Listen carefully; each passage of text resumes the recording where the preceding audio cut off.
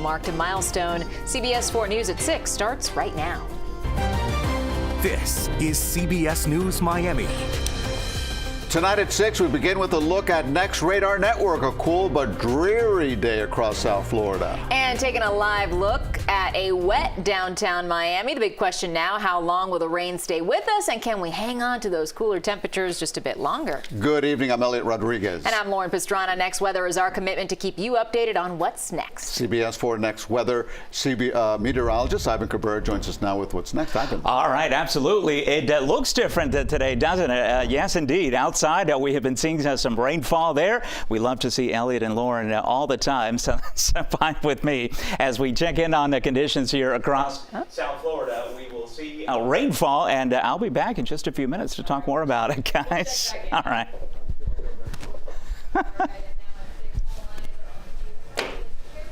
As it makes its way through the legislature in Tallahassee. And tonight, the Community Relations Board is weighing in on this. Here's CBS News Miami's Joe Gorcho. The Community Relations Board did not weigh in on how it feels about the proposed legislation. Instead, at the meeting, we learned how law enforcement looks at the permitless carry bill currently making its way through the legislature in Tallahassee. It's something we've been unable to do locally, with multiple agencies declining our requests for comment on the proposed legislation. The director of the CRB provided perspective to the group from an impromptu meeting she attended a few weeks ago with community members and law enforcement. She told the board around 5 different law enforcement agencies were present and shared what she heard from those agencies. Now, this puts us in a position of always assuming that everyone's carrying, right? And then on the community's perspective, what we're often hearing in the community is that there's a lot of misinformation, that anybody can carry a gun, it's free for all. If the police have a gun, now they have a gun too. So it's almost as if we're setting up, for really, really bad things to happen. The board's focus is on education and engagement between the community and law enforcement. Board member Eddie Jervis also serves as a Miami law enforcement agency chaplain. He says officers tell him they're worried about the potential for innocent lives lost. Do they have any background check? What's their background? How have they been trained how to use a gun? In the era of mass shootings, you're like wondering, okay, if you come into a scene, everyone want to play hero, who's the officer going to know who's the subject? The bill as it stands allows for concealed carrying of weapons without a license or training. And I did have a chance to speak with lawmakers in Tallahassee who share the bill does not remove the current requirement for background checks from licensed dealers to buy a gun, but that same law also does not require a background check through a private cell when I was talking with lawmakers, and they expect the constitutional carry bill to be debated on the House and Senate floors sometime next week. And that was CBS News Miami's Joe Gorcho reporting. And now to a story decades in the making. Before that, Next Weather Chief Meteorologist Ivan Cabrera joins us with what's coming up. Ivan. All right, let's talk about this rain, shall we? Because it has been quite some time. Remember last Valentine's Day, that's the last time I'm talking about this rainfall and these cool temperatures. Next Radar Network, though, picking up on the last batch of the rain. We're going to be done after this shower. Cross Ocean Reef continues pushing east. This line is moving rapidly. Not severe, and it moves so quickly that we just got some good rain on our lawns. A lot of folks have been asking for that, and we're just getting a little bit of it here. 18-mile stretch now, wet there, Key Largo, Tavernier, Isla Morada. That is continuing to push off to the east, and we have a very sharp clearing line. That is, we're going to get some sunshine before all is said and done, because the sun sets obviously an hour later now. As we continue to see everything pushing off towards the east, we'll be in great shape. Look at these temperatures, very comfortable. Today's high mid-70s. We're already in the 60s, and we'll stay that way right through midnight, and then overnight temperatures will actually drop into the upper 50s for some of us and into the 60s. I'll be back and let you know if your neighborhood falls into the 50s. I'm also tracking a front that's going to be coming in for the weekend, and the problem with that is obviously the weekend, and the front, this one has a lot of moisture with it. But we do, I think, salvage one of the 2 weekend days. We'll talk more about that and the timing in just a few minutes. Tell the folks at home the first meal you had and how it was. Olive Garden.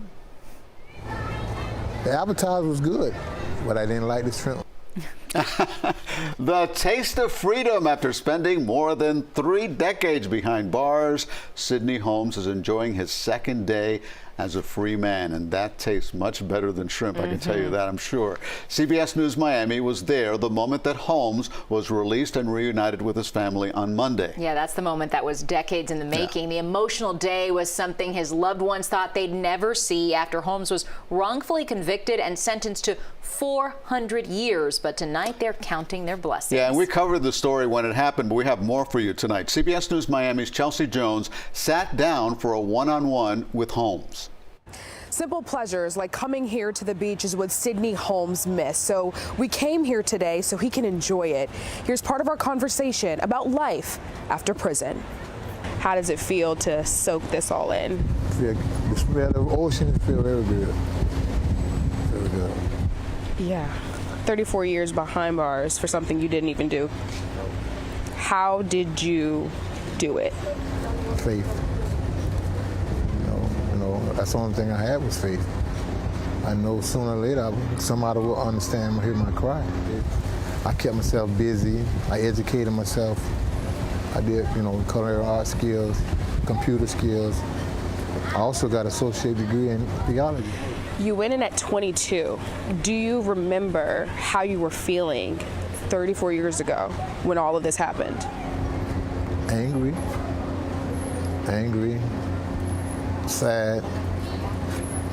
Just don't know why it happened to me at age 22, and I was being successful. I had a career going. I was going to school for surgical technician. I was a nursing assistant, and all this happened to me in the blink of an eye. I lost all that. Tell me, what's something you want to do? I want to be an advocate, to be able to assist someone that was in the same situation I was in the future, along with running on the business, but only time will tell. You talked about just now how so many things are different. I mean, we have iPhones now, there's electric cars. How have things developed as you are outside and you see all of these new things? It's unreal, because the only thing they had back then was a beeper. A beeper? I can't say that I've even seen one of those in person, but I know what you're talking about. So yeah, you saw your mother Monday for the first time in your family in 2 years because of the pandemic. What was that moment like to embrace? Unreal. It was a moment I've been waiting, actually hug my mother and my sister. Only thing was missing my daughter. How was it to sleep outside of jail and just be surrounded by your family? Being out, being able to sleep in a comfortable bed, being able to just being going outside at night, just smell the fresh air. It was unreal. So what are you looking forward to most now that you have your freedom, you can breathe the fresh air, you're not behind bars, and again, a new chapter begins? My daughter, because when I came to prison, she was 7 months old. Now she's 35. So now I have a build a relationship with her that I didn't have. I have a relationship from behind the bars, but now I got to build a relationship on this side. That's Chelsea Jones reporting. In Miami Gardens, police are investigating a shooting that broke out inside a Chase bank. Investigators say a total of 8 shots rang out. It happened last night along Northwest 133rd Street and Northwest 57th Avenue. The bank was closed for part of the day, but services have since resumed. An investigation is now underway. Miami-Dade police are searching for clues into a deadly shooting. It happened late last night along Northwest 5th Court near 85th Street. Investigators tell us when officers arrived on the scene, they found a man shot and killed in front of a home. No word on what led to the shooting or who police are searching for right now. Also tonight, allies of former President Donald Trump fired the latest political attack on Governor Ron DeSantis. They're filing an ethics complaint claiming that the governor is using his office to mount a shadow presidential campaign.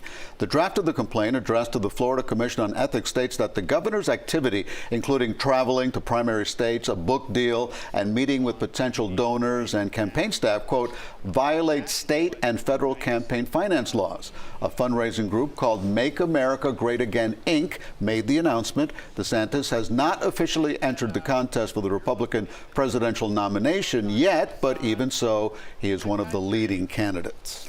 Florida Fish and Wildlife cracking down on conch crimes. The agency shared this picture of a big bust. Officers found nearly 300 pounds of illegally imported queen conch and stone crab inside a large compartment during an inspection of a fishing boat that was returning from the Bahamas. Queen conch is a restricted special, and it's a federal crime to import it illegally. It's been 2 weeks since crews got the green light to demolish an eyesore in the middle of Miami Gardens. Chopper 4 over the scene of what remains of the old Parkway West Medical Center. It was built back in 1972, but was closed and neglected for more than 20 years. The demolition is expected to take about 2 months. New construction is set to replace the building in fall of next year. And now at 6, a special tribute to a local hero. Frank Aurelio is a World War II Army veteran, and tonight, at 100 years young, he was honored for serving his country. CBS News Miami's Ted Scouten has his heroic story. We are declaring today Frank Aurelio Day here in the city of Hollywood. A day to honor Frank Aurelio. They're telling the people, here's a guy that's still running around everything, and we're going to have a proclamation saying, look at that. Anybody could do it. Frank isn't just anybody. At 100 years old, he still drives, lives alone, and gets plenty of exercise. I walk every day. I walk about almost 2 miles a day. Frank is a World War II Army vet. I was in the Army Air Corps band for 2 years. Then, during the Battle of the Bulge, they needed personnel. Frank spent most of his time in service playing the drums, entertaining troops, but also took part in combat missions. But that love of music continues today. That era, my era, it was swing music. And you still do that today? I still do that today, yes, sir. And I play with 2 big bands twice a month. And when he's not playing drums? It took me about 2 afternoons. That was just a few weeks ago. Yes. He paints. In fact, art was his career. He was an illustrator for the Strategic Air Command. So these are all things that someone explained to you and then you drew it? These are all artist concepts from engineers and scientists. So what keeps Frank going? He's tolerant of others, doesn't stress out, and he eats well. What is your best advice to people today? My best advice is eating food. Keep away from junk food. Take care of your body. Be happy. Make sure that you're eating right. Eat a lot of fruit, a lot of vegetables. Following his own advice, Frank is staying healthy at 100. In Hollywood, Ted Scouten, CBS News, Miami. Quite a great advice, too. Absolutely. All right, you may have noticed something new and different about the news today. We are now CBS News Miami. That name is a promise to bring you the superior storytelling of CBS News across all platforms, with a focus on the stories that make South Florida a better place to live. And this is our redesigned home, used in a way to help you better understand the impact everyday stories have on your life. So we hope you'll be sticking around and join us as early as 4:30 a.m. and all day through the 11 p.m. on-air newscast. CBS News Miami through the CBS News app, Pluto TV, and CBSMiami.com. We'll be here. We hope you will be joining us. That's right. And next up at 6, a woman is behind bars after police say she lied about a disturbing crime. How surveillance video caught her red-handed. Plus, a sneak peek at one of South Florida's biggest fairs. That's all new in 6 minutes. Rainy Wednesday underway, and we are going to be done with this. Dry conditions for tonight. In fact, the chilliest temperatures we've had in quite some time. How about some 50s for a change? I'll talk about that on your weekend forecast next.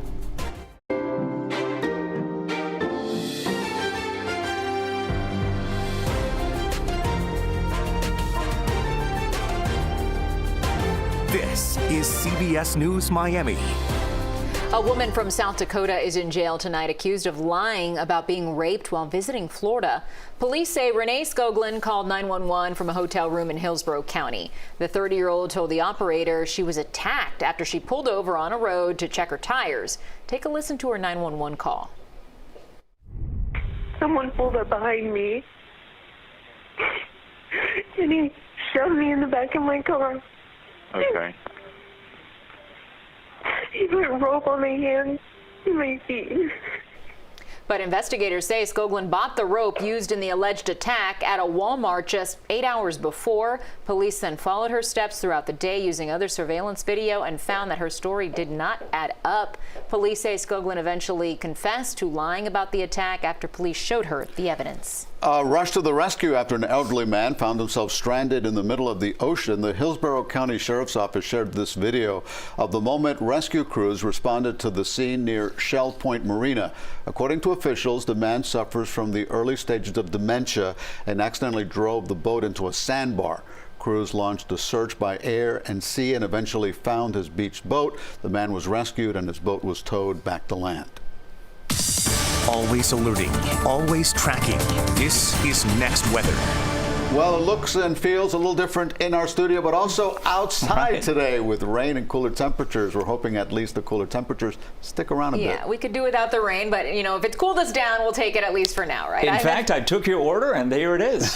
We can deliver. Sunshine is out. We were talking about this sharp clearing line and absolutely sunny skies now across South Florida. We went from rain to a little bit of cloud cover, but a very sharp gradient there. As we take a look at the temperatures right now, this is something, right? 67 degrees is typically what my friend Lisette Gonzalez shows you in the morning beginning at 4:30, but right now 76 was our high, so we are finally below average for a change. We should be 81. The last time we were in the 70s and didn't hit 80 was back at Valentine's Day. That was that week. We got some good rainfall as well. What are we looking at? Well, temperatures obviously much cooler than average, but now as the sun is out, step outside, enjoy the rest of your evening. We are looking good. Now there are still a few little pockets of rainfall, so we got to get through these and then we'll be done. But there you see some light sprinkles through Aventura. Now the boundary is northeast to southwest, so all that rain still is clipping Florida Bay and into southern Miami-Dade and into the upper Keys, but it is moving so rapidly. This is just an hour loop. Thing was over on the west side of the peninsula and now continuing to move to the north and east. So in about an hour or two, even from Isla Morada to Ocean Reef, I think you'll be out of that rainfall. Behind that, dry air is going to work its way in here. That's going to set us up for a chilly night tonight. I'll show you the numbers. And then for tomorrow, it is going to still be cool. So we'll hang on to the 70s for high temperatures, but with full sunshine. And that is going to feel fantastic with low humidity. Then we start turning things around here on Friday. We start turning warmer, gustier with the wind, and that is because we're going to be ahead of this front that is still marching in our direction and has us in its sights for the weekend with some rainfall here, and I'll track that for you as well. The next 3 days are pretty quiet. Easterly wind, mostly sunny skies for tomorrow. We're looking good. There will be rip currents across the beaches because of that due east wind that's going to be piling on the beaches. Otherwise, here comes the change. Couple sprinkles here. I'm not buying that from this model on Friday. I think it's going to be dry. But then on Saturday, we do see that flow beginning from south to north, and that's ahead of this front that will eventually bring us some afternoon showers and thunderstorms. Coverage about 40% on Saturday, so I think for the most part you'll have an excellent first half of the day, and then in the afternoon, kind of like summer, we'll just have to dodge a few thunderstorms. This will be the problem on Sunday as the front then moves in, stalls to our south. Now we got this canopy of rain over us, and it's going to look like today, and it's going to rain like today, and probably a little bit heavier, so just keep that in mind. But first, let's enjoy the temperatures for tonight as we drop in the upper 50s to low 60s. This is cold stuff compared to where we've been, so keep that in mind in the morning. You have to bundle up, and then that will warm things up nicely. So we're going to go from upper 50s, low 60s to 70s in the afternoon, and then back to 80s on Friday. Still comfortable, but then the weekend, here come the rain chances, 40% Saturday, and then we close over with plenty of rainfall here Sunday, and a busy pattern continues through early next week. Ivan, thanks a lot. In less than 24 hours, the Miami-Dade County Fair and Expo will open its doors. But tonight, we get a sneak peek before the crowds rush in. Every year, the fair hosts multiple events like car shows, trade shows, and concerts. But of course, some of the fan favorite things to do include eating all the fair food, playing games, and enjoying the amusement rides. The fair will be open tomorrow until April 9th. You got to be there. I like the elephant ears and the corn on the cob. Very tasty. Yes. All right, next on CBS News Miami, it's March Madness for the basketball Canes. After the break, Mike Cunha tells us what's next for the team as they prepare for their opening round game. New at 6, time for the madness to begin, and CBS is the home of the madness, we all know. The University of Miami men's basketball team tips off this Friday night. Today, the team left for Albany, New York, where they will play Drake University. CBS News Miami's Mike Cunha was there with the team and tells us what's next for the Canes. Canes head coach Jim Larrañaga pulled his team in for a huddle today at practice and told them, remember, have fun during the NCAA tournament, but the most fun you can have this time of year is when you start stacking up those wins. And you got to promise me one thing, that you're going to have a lot of fun. You're going to enjoy this experience. A simple message before another trip to the big dance. Practice today in Coral Gables was really a light shoot-around with the emphasis on enjoying the moment. Fresh off their run to the Elite Eight a season ago, the Canes are banking on another deep run through the NCAA tournament. This is a once-in-a-lifetime experience. Even if you get to go to the tournament, you have different players and different experiences, different matchups.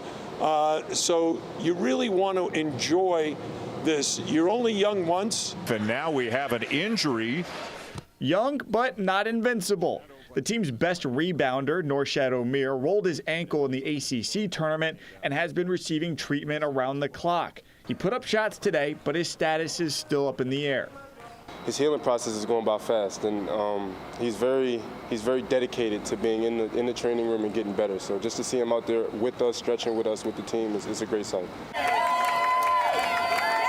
The Canes have already left for Albany, New York, and their round one matchup with Drake on Friday. Some experts have them on upset alert, so they've adopted a new motto. No big us. Players told us they thrive as the underdog, and this social media campaign is encouraging anyone filling out a bracket to keep betting against them. It's something that fuels us. We feel like we had something to prove all year. We still have something to prove, so we're just going to come out with that chip on our shoulder and play as hard as we possibly can. Now, the University of Miami as a whole is having a very good March. Not only is the men's team in the tournament, but the women's are going back as well. They are just one of 11 schools to send both programs to the tournament in the last 2 seasons. In Coral Gables, Mike Cunha, CBS News Miami. And starting tomorrow night, you can watch our new streaming sports show called Game Changers on CBSNewsMiami.com or searching CBS Miami on your favorite streaming platform. The first episode premieres tomorrow night at 8 and Friday at 1 p.m. Join Jim Barry along with Mike Cunha and Kim Bokamper as they discuss all the hot topics in the world of sports. CBS News Miami will be right back. Good evening, Eliott and Lauren. Tonight on the CBS Evening News, after the CBS 4 News at 6, the race to rescue the wreckage from a U.S. Reaper drone after a Russian fighter. The Pentagon. That's all tonight on the CBS Evening News. Finally tonight, 3 rescued manatees are headed home. Plover, Willet, and Yo-Yo were found in bad shape back in January along the east coast of Florida.